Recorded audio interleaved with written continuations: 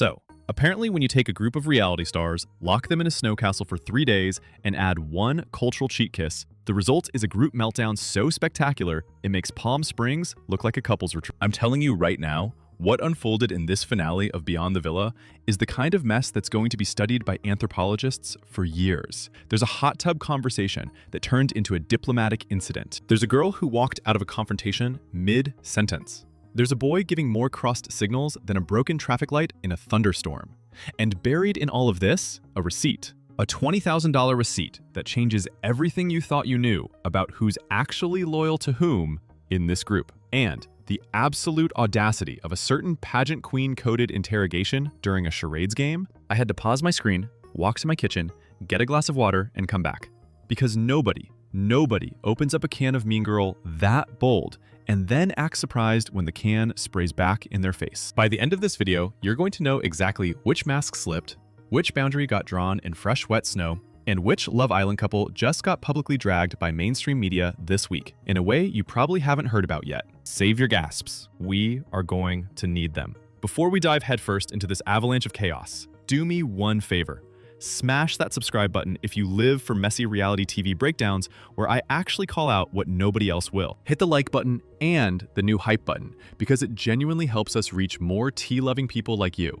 And the algorithm has been allergic to me lately. Show me some love, and I'll keep showing you the truth. Now, let's get into it because we have a lot to cover. And I am not exaggerating when I say there's a moment in the back half of this video so wild, I had to fact check it twice. Quick refresh, because if you blinked, you might have missed the calm before this very loud, very expensive, very fur-coated storm. We left off at Hannah's Christmas party, where Chris and Coco shared their first kiss under the mistletoe. A peck, a little baby peck, which is hilarious to me because these are the same people who just months ago were tongue wrestling 10 different islanders a day in Fiji. And now suddenly, in the real world, they've found their inner conservatism. Apparently, the spirit of monogamy lives in a parka. Who knew? But also, lurking under that wholesome little mistletoe moment was the quiet awareness that Bella, Coco, and Gracyn were already starting to feel something off. They'd noticed that the so-called core girls weren't really including them. They'd noticed the side eyes, the cold shoulders, the convenient little pockets of conversation they were never invited into. And they did what girls who have functioning instincts do. They acknowledged it to each other, quietly. They didn't call anyone out. They didn't post about it. They just clocked it. And that is the most dangerous kind of clocking there is. Because once a woman has officially noticed your behavior, it becomes a file, a folder, a dossier. And the moment one more thing happens, that folder gets pulled out of the cabinet. Spoiler alert, that's exactly what's about to happen in a snowy mansion in Lake Tahoe. Save your shock for what's coming, because once we get into the hot tub conversation, you'll understand why this finale is being called the most chaotic ending. Oh, and there's a surprise guest visit later that has cultural relevance you absolutely do not want to miss. Stay locked in. Now, Clarke. Clarke planned this entire trip, and the woman did the absolute most. She booked a literal castle with multiple wings, and here's the kicker, she specifically chose a house where if people need to be separated, they can be separated. She predicted her friends were going to need physical distance from each other, in the same way you'd separate fighting roosters at a state fair. And that prediction was prophetic. But more on that later. Meanwhile, the boys are dealing with their own pre-trip storm. Chris went to a lounge while visiting Taylor in Oklahoma, and somebody on social caught a video of him helping a girl up onto something, holding her hand. Scandalous? Optics from hell? Absolutely. And here's what's wild. TJ and Iris, of all people, were the ones who clocked Chris and warned him about how the optics could land with Coco. The same Iris who has been swimming in the deep end of optics blindness all season was suddenly Anna Wintour, breaking down a publicity crisis. Make it make sense. In the beginning of the episode, we find out there was an off-camera combo between Chris and Coco where things are already sizzling out. So Chris is heading into this trip with a relationship hanging by a literal thread. Now, the arrival. Bryan and Chris pull up to this snowy palace, and the moment Bryan steps inside and goes to greet Amaya the way he always greets her, the way he greeted her at Palm Springs without any drama, the way every Hispanic household greets each other every single day of the week, Amaya backs away, hard, and explains that it's due to her relationship and boundaries. Now hold on, let's pause. Amaya is 100% allowed to set boundaries with her ex. She's in a new relationship. She's protecting it. She does not want to be touched, kissed, or hugged by a former partner. Valid.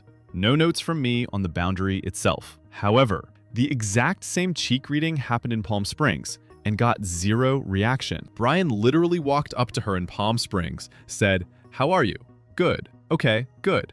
Gave her a little cheek peck, and the cameras caught it on tape. So Bryan, very reasonably, walks into Tahoe thinking, "Oh, we're cool. We've established the greeting protocol," and gets met with a full body recoil and the word boundaries thrown at him like a flash grenade. And this interaction made everyone who witnessed it uneasy. They were all there expecting to have a good time and realized, oh, it's not going to be one of those trips. Chris and Bryan immediately feel awkward, like they did something wrong. Bryan is wondering, what did I do wrong? Was it the Oklahoma lounge posts? Did I miss a memo? And honestly, I feel for him. If your boundaries change between Palm Springs and Tahoe, you have to communicate that. A heads up, a text, anything. You can't expect a man to automatically know that the rules have updated, especially when you previously laughed and gave him a kiss on the cheek on camera. That's not a boundary issue. That's a communication issue, dressed up in a boundaries clothing. Cut to the hot tub. Iris and Hannah, marinating in chlorine and gossip.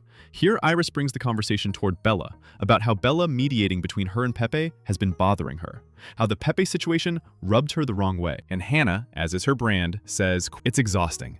I feel like I don't need to be close to everyone if that's not how I feel." Iris adds, "At the end of the day, not everybody is your best friend." Said with the airy detachment of a woman who has clearly forgotten that hot tubs carry sound. Because here's what they should have absolutely known. Bella, Coco, and Gracyn's room was literally next to the hot tub, and those three girls heard every single word. Their existing suspicions, the ones from Palm Springs, the ones from the Christmas party, all of it just got confirmed. Imagine sitting in a room and hearing two people who claim to be your friends laying out exactly why they don't actually want to be your friend. That's not a vibe. That's a podcast episode you didn't sign up for. And the wildest part, Hannah and Iris feel justified. Here's where I'm going to land my unpopular opinion. They do have the right to not be friends with whoever they want. Adults can choose their friends, but there is a massive difference between not being friends with someone and being actively cold. Being actively cold,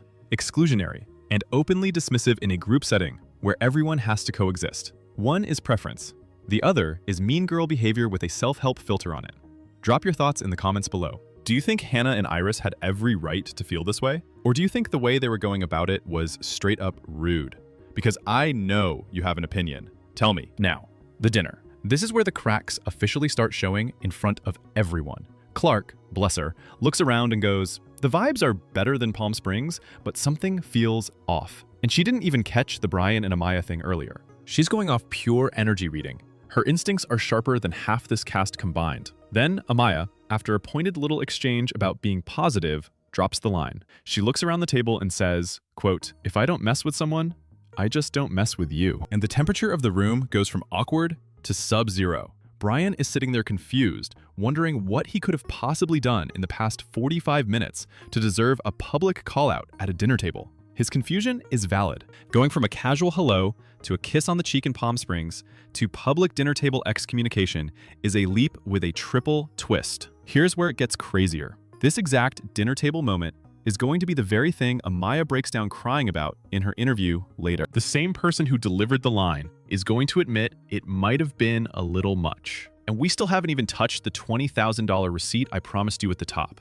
So buckle up, because that bombshell is closer than you think. After dinner, the cast decides to go into town and have a night out. Bryan, Chris, and Austin are smart. They take one look at the dinner energy and decide, you know what? We're gonna stay home tonight. We're gonna drink Coco, watch a movie, maybe pet a snow dog. They opt out. Smart men. Self-preservation kings. So the rest of the group heads to the bar. And here's where Gracyn starts feeling something deeply familiar. She literally says, "I don't feel like a popular girl. It just feels like I'm being transported back to my old school. I'm a grown woman. I'm 26 years old. And when a grown woman is having flashbacks to high school cafeteria politics in a 5-star ski lodge while wearing a snowsuit that probably cost more than her freshman year tuition, something has gone deeply wrong with the social structure. Bella tells Coco something is disturbing her spirit. Coco agrees they need to talk about it. The three girls, exiled from the popular table by vibes alone, start putting the pieces together.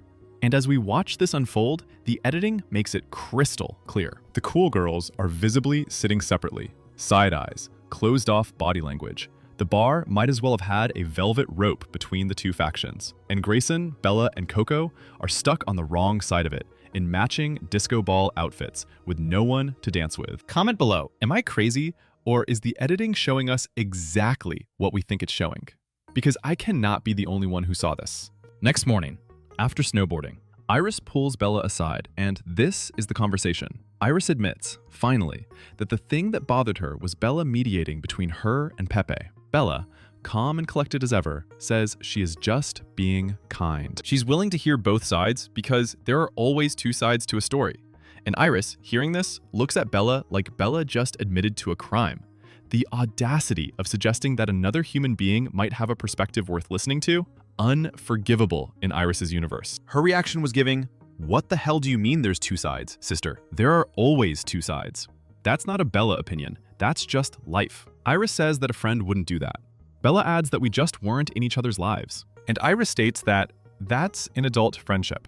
I don't need to be with you 24/7 for you to have loyalty towards me. Bella lives in the same city and feels left out. Iris doesn't feel like she has to hang out all the time for her friends to not hang out with someone that has hurt her. She unilaterally believes that Bella should be loyal to her, while at the same time making Bella feel like an outcast. Bella brings up the fact that she overheard Iris and Hannah in the hot tub the day earlier, and Iris insists that nothing was said that should have offended her. Bella in her interview added that she has called, she has texted, she has tried to make plans, and what she gets in return? Silence, distance. So when Iris demands loyalty from a friendship she has actively neglected, she also adds that she has drained herself by trying to be friends with people that don't want to be friends with her. She wants to sit at tables where I'm celebrated and I'm not just tolerated, or where I have to beg to sit at. I want to have more respect for myself. Iris's response: I don't know what you're talking about.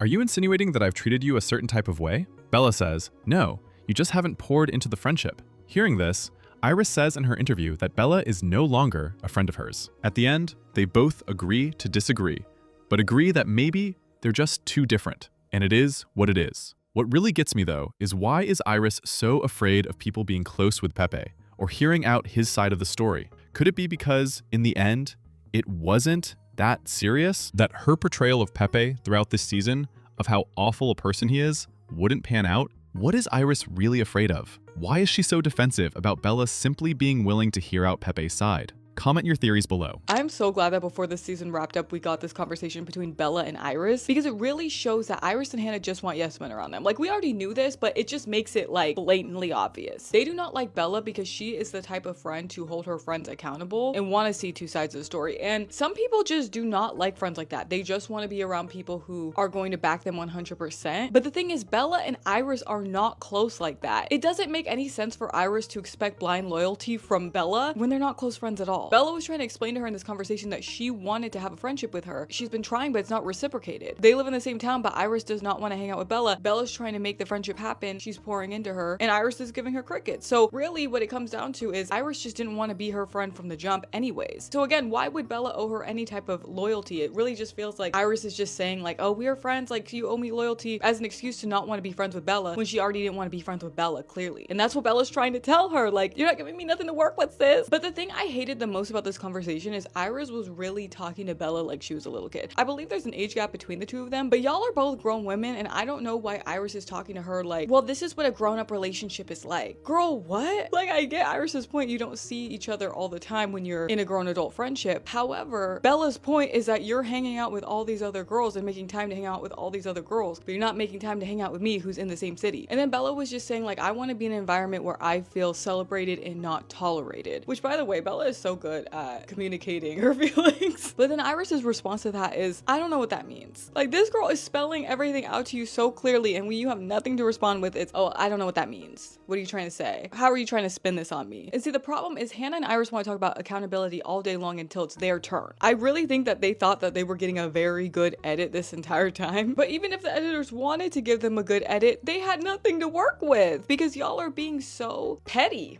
Really, just petty. But let me know what you think about this whole Iris, Hannah, and Maya not being friends with Bella situation. And if you like Beyond the Villa and Love Island commentary, make sure to give me a follow. And of course, the second Iris hops in the car with Hannah, Amaya, Jeremiah, and TJ, she immediately starts retelling the whole thing. Except, plot twist, it's not the same conversation. It's a remix, a cover, a loosely inspired reinterpretation of what actually happened. Iris claims with a straight face that Bella blamed her hanging out with Pepe on the fact that Iris doesn't hang out with her enough, so her loyalty is not towards her. That's the line she sells the car, that Bella basically said, "You don't make time for me, so I'm going to side with your ex," driving a further wedge between the two groups. Back at the cabin, Andreina suggests a game where everyone imitates each other and the group has to guess who they're imitating. It's a classic icebreaker. For about 3 rounds, the vibes actually start to thaw. And then Hannah goes up. Hannah decides to imitate Gracyn. Let's just say her imitation made things a bit weird. I'm gonna steal your man. She knows she may have done something awkward. Look at this phase. When it was time for Gracyn and Charlie to go up next, Hannah, unprovoked, stops the game, locks eyes with Gracyn, and asks, "Are you good though?" Right in the middle of the game, in front of everyone. Gracyn, are you good though? Like a guidance counselor who already filled out the disciplinary form before you even sat down. Listen to me. There is a specific kind of energy required to weaponize a charades game into a public welfare check. Hannah found it. She bottled it, and she released it directly onto Gracyn's face in front of the entire cabin. The vibes immediately flatline. Gracyn is sitting there, visibly thrown, going, "What? What did I do?" The rest of the cast is totally confused as well. And Hannah's reaction? She acts confused. Confused. Like she wasn't the one who just rolled a verbal grenade across the floor and made things super awkward for everyone. The cast urged them to keep going, but Charlie accurately says, "The vibes feel dead now." Gracyn is standing there like a deer staring into headlights, while Jeremiah is asking her if she has something to get off her chest. Talk about being caught off guard and put in an awkward spot. I felt so cringe while watching this. Gracyn calls Bella and Coco downstairs for a separate talk. The game is over. Everyone goes off to their own corners. Iris takes this opportunity to reveal to Hannah separately that Bella overheard their conversation from the day earlier to provide some context to the oblivious Hannah. They both go downstairs to talk things out with the other girls, because they want to protect themselves from the mean girl narrative that seems to be forming around them. And this conversation gets deep. The reason I'm enjoying this season a bit more is because this cast seems willing to talk things through. Instead of just brushing things under the table, Iris and Hannah confront the girls to see what's wrong. Hannah tries to blow it off by claiming that she just asked because Gracyn seemed a bit down. Coco immediately clocks it and points out that, "I think it just made it awkward. Because it's a group setting and you just singled her out, it makes her think, is there anything in particular that made you ask me that?" All the while, you see the rest of the cast sneaking in like little kids to eavesdrop on the drama. Coco bluntly brings up the fact that they overheard them in the jacuzzi. They overheard them saying they don't really want to be friends with everybody. Iris tries to defend by saying they have been nice to everyone. Coco agrees that Iris has been nice, but directs her arguments to Hannah. She says, "Hannah, I think you have isolated yourself from everyone, including herself." As the attention shifts towards her, Hannah throws up her hands and says she's not doing it intentionally. She's exhausted. Not exhausted from being around everyone, she's just exhausted. Hannah, babe, saying you are exhausted to a group of women you have been cold shouldering for an entire season is not the defense you think it is. If you've been exhausted for 4 months straight, that's not exhaustion. That's a vibe choice. And the vibe is, I'm above this. Then Hannah, very Hannah of her, pivots. She says, "I wasn't even talking about you guys. I was talking about Bryan and Chris. I'm sorry, I don't want to be friends with Bryan and Chris." Ma'am, what? What in the absolutely unprovoked, unsolicited, no one asked for this volunteer information is this? Bryan and Chris weren't even on the agenda, and Hannah just walks them straight into the line of fire so she can deflect the heat away from herself. Brilliant misdirection, evil execution. Gracyn brings the conversation back to the reason it felt weird when she singled her out to ask her if she is good. And Hannah, in her interview, says, "I feel like I'm talking out of my ass because no one is using their brain." The guys take a break from eavesdropping and gather back upstairs. Charlie, of all people, jumps in to validate the girls. He calls out the energy Iris and Hannah are bringing to the rest of the girls. Jeremiah tries to defend Hannah and Iris, but the rest of the guys don't seem to see things the same way. Noticeably, TJ remained silent, and Jeremiah seemed to be the only one defending them. Back downstairs, Hannah at this point starts giving us her vulnerable speech. She says, "I take accountability in the fact that maybe I haven't been close to all of you guys, and it's not out of ill intention." Or "I hate any of you," follows it up with, "I'm just having a hard time," and "people think I'm standoffish or rude when really I'm just struggling." Amaya interjects and is just confused at what is going on and why these three feel like they're left out. Coco again points out that Amaya is not the problem. So obviously it seems like one person is the problem. Hannah gets defensive, feeling like she's being singled out. Gracyn brings up the Christmas party, which gives Iris the opportunity to bring up Bella interjecting in the Pepe drama. Again, bringing up girl code. Amaya adds on saying that their friendship could have been amazing were it not for Bella's friendships and connections that she has with both of their ex-boyfriends. She understands that Bella is just cool with everyone, but she just can't respect it. Bella feels a bit hurt at this because she clarifies in her interview that she's not really that close with these boys. Bella went on to say that she even turned down a $20,000 brand deal with Bryan out of respect for Amaya. Gracyn tries to cool the tension building by saying she respects everyone and cares about everyone, and she feels that sometimes we're not completely nice to each other. Hannah hears this and thinks she is trying to push a mean girl narrative and just stands up and says she's leaving. Walks out, mid-sentence, "Good night, everyone," and exits. Like a Bachelorette contestant who just got eliminated. Further proving the point that these girls have been trying to make. Even Amaya, who has been on the same team as Hannah and Iris all season, draws a line in the snow saying, "That's not okay. That's not okay. I'm not standing for that." Which is honestly the moment Amaya partially redeemed herself in my eyes for the trip. Hannah's defense for walking out? Anxiety. And then Hannah goes upstairs, climbs into bed, and tells the cameras, quote, "If everyone fudging hates me, at least I have a dog and a boyfriend that fudging love me." I want to say this with kindness, because mental health is real. Anxiety is real. I have nothing but compassion for someone genuinely going through it. But there is a difference between struggling silently and creating drama loudly. If your anxiety is so bad that you can't be friendly, why are you the one initiating awkward public callouts in a charades game? The cure for anxiety triggering drama is less drama, not turning yourself into the source of it. Hannah, you are mean. Hannah, I like you, Hannah, but you are mean. You're not a nice person.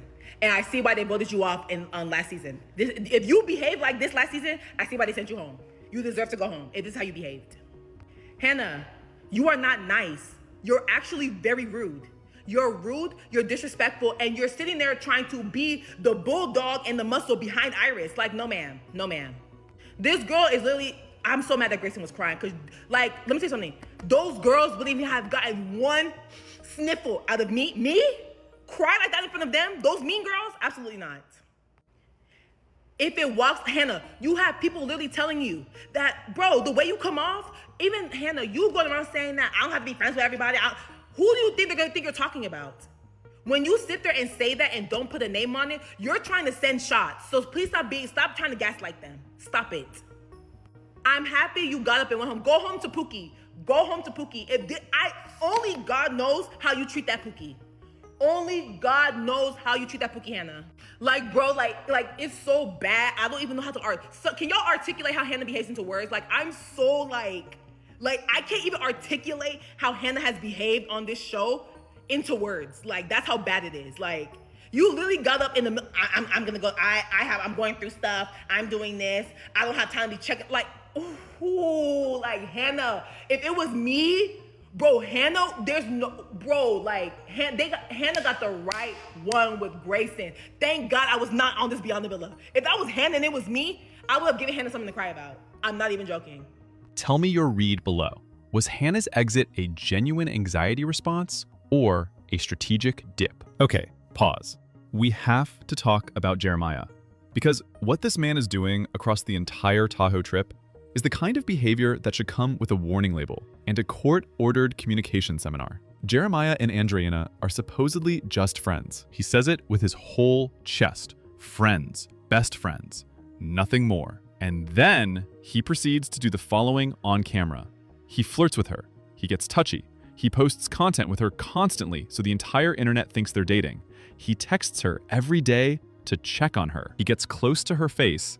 He's all over her in a way that no friend has ever been all over another friend in the history of platonic relationships. And then, when Andreina, very reasonably, very calmly, sits him down and says, listen, the flirting needs to stop. This man has the audacity to look offended, to say, well, I've never led you on. To suggest she's been participating equally? Sir, the cameras are rolling. The cameras have receipts. And then comes the moment of the entire season, possibly the entire year. The producer, an absolute icon, asks Jeremiah a single question. Has she ever tried to escalate things with you?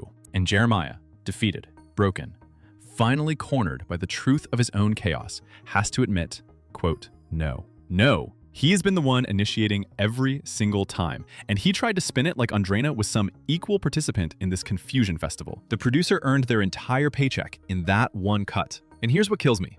Jeremiah has been the same man, very vocally supportive of every other woman on this show setting boundaries.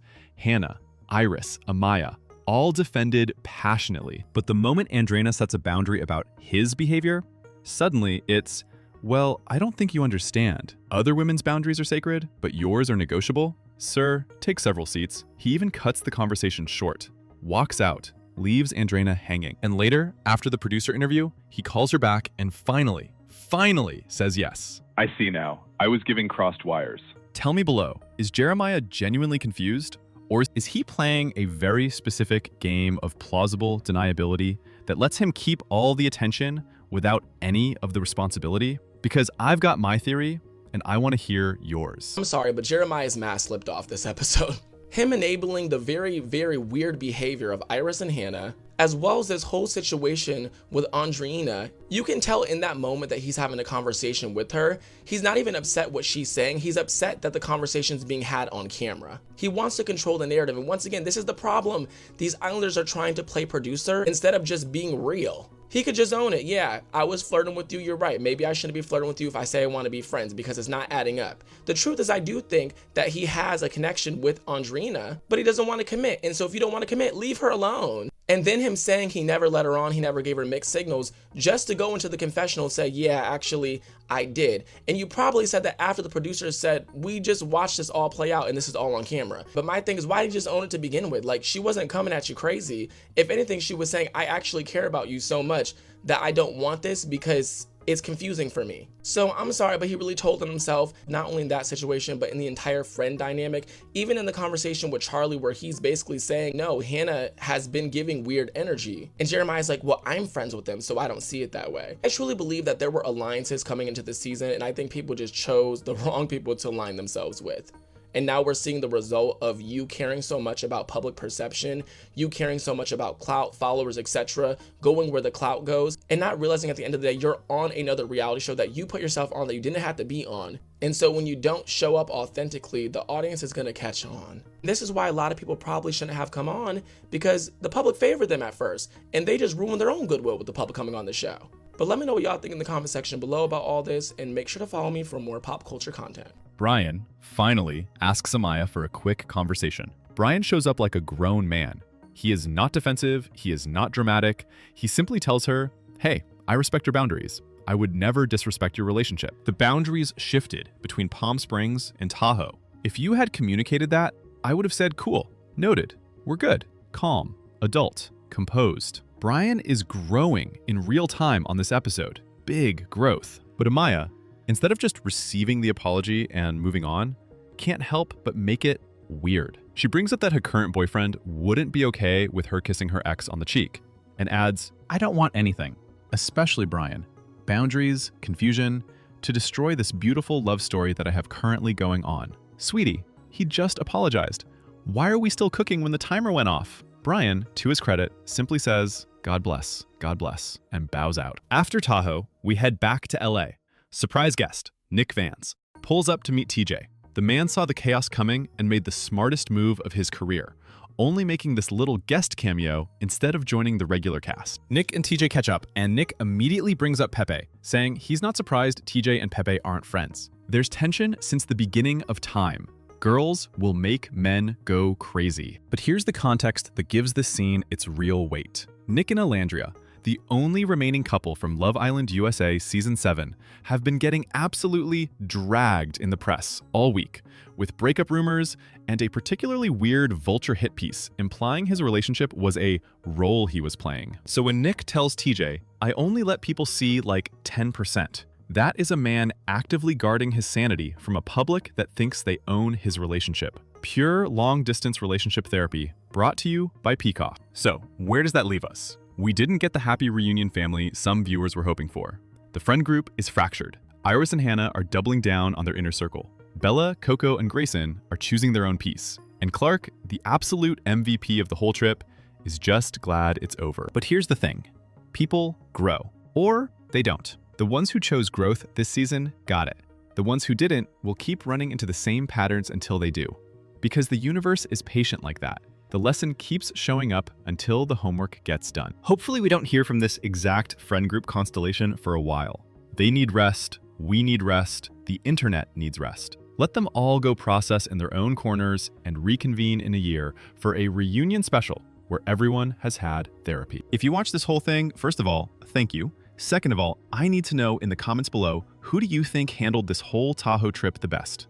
Was it Bella with her celebrated, not tolerated wisdom? Was it Coco with her queen, don't need to teach a man energy? Was it Bryan with his shockingly mature follow-up conversation? Or was it Clarke for booking a house with enough wings to physically separate the warring factions? Drop your pick below. Drop your theories. Tell me what I missed, what I called wrong. And if you enjoyed this breakdown, smash that like button, hit the subscribe and the hype, because we have a lot more tea coming. Love Island USA Season 8 is just around the corner, and I need you with me when the next snowstorm hits. Until next time, that's the tea, and it's piping hot.